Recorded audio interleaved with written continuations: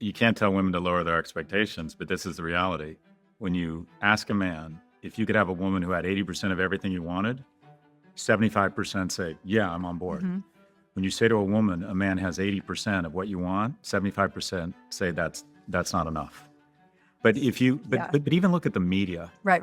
What does the media tell a woman to do? He's out, but he didn't open your door. He's not nice to his parent. You'd walk right out on that man. Like, it's literally every piece of media is, you don't need him. You're a strong, independent woman. Pull the ripcord. You're out. And it is the basic kind of communication around this is, you are a strong, independent, powerful woman. That is wonderful. And quite frankly, you don't need the imperfect man. And they're just not connecting. I read that on Tinder, a man of average attractiveness has to swipe right 200 times to get one coffee. And then 4 of those 5 coffees will ghost him. They will decide they don't want to meet him, or they won't show up. That means a guy of average attractiveness has to swipe right 1,000 times to get one coffee. Now, what does that tell that guy?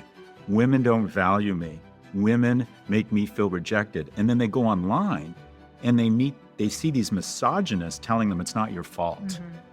And these men become much more prone to misogynistic content, much more prone to nationalistic content, blaming other people for the lack of economic opportunity. They start sequestering from society. I worry that we are literally evolving a new species of asexual, asocial male. And if a man by the age of 30 hasn't either lived with someone or married someone, there's a 1 in 3 chance he's gonna have a substance abuse problem. Wow. In addition, it goes so much deeper than that, because if they don't develop the skills, the reason romantic comedies are 2 hours and not 15 minutes is this shit is hard. Like, finding an attractive, intelligent woman, generally speaking, 75% of people who've been married longer than 30 years say, in the beginning, one was much more interested than the other. And it was almost always the man. Women are much choosier. The basis of evolution is seed trying to get everywhere, men, and women deploying a much finer filter to select the strongest, smartest, and fastest speed.